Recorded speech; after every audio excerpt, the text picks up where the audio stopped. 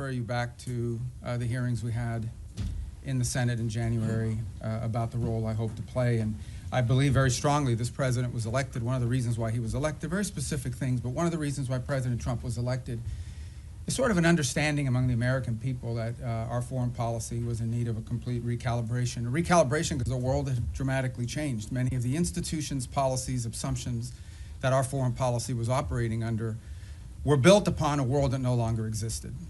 And it required us to re-examine that. One of the assumptions that I think we had lost during this period of time, and I don't mean to make this an academic lecture, but I wanted to give you some insight into the broader thinking, as I highlighted at that hearing less than a year, almost a year ago now, is one of the assumptions was the loss of the notion of the national interest in our foreign policy.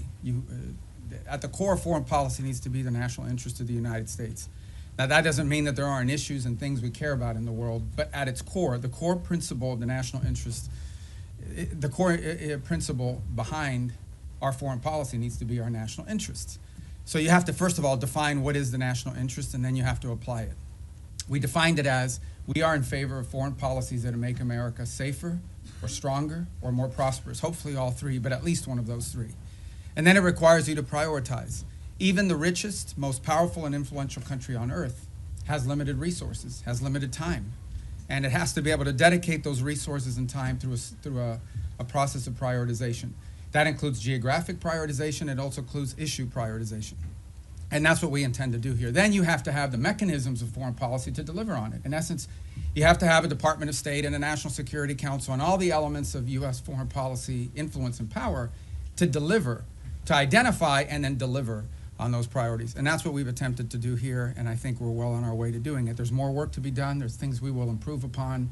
But generally speaking, it was the genesis behind the reorganization of the department, oftentimes applying reforms that secretaries of states of both parties, appointed by presidents of both parties, have long sought to do. And we're very proud of that going into effect and continuing to work forward. I think we generally avoided, massive disruptions to our operation, although any transition involves some disruption. But we're very happy with the way we empowered our regional bureaus, meaning our embassies and the folks at the desks here behind the regions have become more empowered and having influence over every element of our foreign policy, particularly how it's applied tactically. At the same time, one of the things we looked at is foreign aid. Foreign aid is not a separate activity of the United States government. It is an element and a tool of our foreign policy, and it should be used for the purpose of furthering the national interest. That doesn't mean we don't care about human rights. That doesn't mean we don't care about starvation. That doesn't mean we don't care about hunger. That doesn't mean we don't care about humanitarian need. What it does mean, however, is that even foreign aid, which is not charity, it is an act of the U.S. taxpayer. Now, American charities are free to give their money to whoever they want, as long as it's not a sanctioned entity. But the United States and the taxpayer money should be spent in furtherance of our foreign policy, should be spent in places and on things that further our foreign policy, and even that is not unlimited. We have a limited amount of money that we can dedicate to foreign aid and humanitarian assistance, and that has to be applied in a way that furthers our national interests, and that's what we have sought to do as well. And in that endeavor as well, we have empowered the regional bureaus and our embassies to play a dramatic role. In fact, they are not just the implementers of this. They, in many cases, are the ones that are suggesting and are leading the response. And so bringing the tools of foreign aid underneath the umbrella of our broader foreign policy has been an important and dramatic reform. Even in the midst of all that, we remain engaged around the world, including in conflicts that perhaps are not central to everyday life in America, but the president has made it a priority to be a peacemaker. And so you've seen us engaged, whether it's Russia, Ukraine, or India and Pakistan, or Thailand and Cambodia, which is an ongoing challenge, or the tragedy we see now in Sudan, or the potential for further strife in South Sudan and that falling apart. I mean, no matter Armenia and Azerbaijan, we are always looking for opportunities, if possible, to play the role of a mediator that brings about the avoidance of war or the ending of conflicts. And obviously, in many of these cases, you can get people to the table and agree, and then there's the implementation process. And so we've made progress in many of these, particularly in getting them to agree to certain conditions. Obviously, it's ongoing work to make sure that those are implemented and applied. And some of these, conflicts have deep roots that go back many, many years. But we are prepared to be engaged and helpful in ways that perhaps other nations can't. We've been viewed as indispensable in that regard, and it's a role the president takes great pride in the promotion of peace around the world, and something he deserves a lot of credit for. He is personally engaged in all of this. Obviously, the big one was the situation with Gaza, which again is ongoing. There is now a ceasefire. There's that war is no longer going on. at the scale and scope and all the other things that were going on before. But obviously there's more work to remain. We are still through the process of trying to implement phase 1 and lead to phase 2 and phase 3. That is a long-term project, some of which will extend beyond the 4 years of this administration, but I thought was a very important achievement as well. So we have a lot to be proud about. I know you probably have some specific questions, and we can get to those, but I wanted to let that, lay that out as the preface and predicate for everything we're going to do today. So I'm going to start. How do I start? I'm going to start from the back row forward, and then I'll just juggle in between. I'll be here pretty long, so we'll get to everybody. Don't get desperate. Don't get wild. All right, I'll start with this gentleman with the white hair in the back. Yes, sir. Ask you about Gaza. U.S. wants Pakistan troops to be in Gaza. Has U.S. got a consent from Pakistan that they will be sending their troops in Gaza for peace building and peacemaking? Yeah. Well, look, in fairness to all the countries we've talked to about being and having a presence on the ground, I think they want to know specifically, what the mandate, what the specific mandate it was, the funding mechanism looks like. So we're very grateful to Pakistan for their offer to be a part of it, or at least their offer to consider being a part of it. I think we owe them a few more answers before we can ask anybody to firmly commit.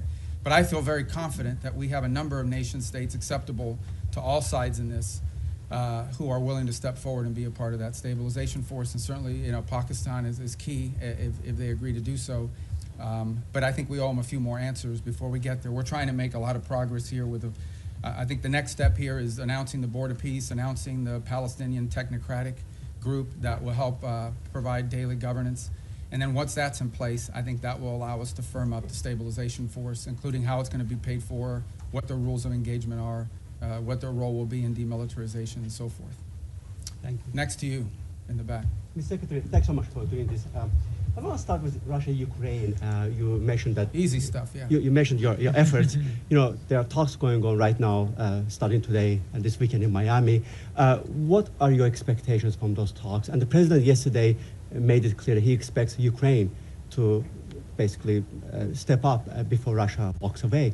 If you wake up in Odessa, if you're Ukrainian, this morning seeing Russians are bombing, your city, or if you turn on TV and listen to Putin, what he says, why would the Ukrainians, ignore what the Russians are saying publicly and believe in what they're hearing? Yeah, look, there's a reason why this war hasn't ended, and that is because there's complex factors at play. I know that sounds like a throwaway line, but it's true.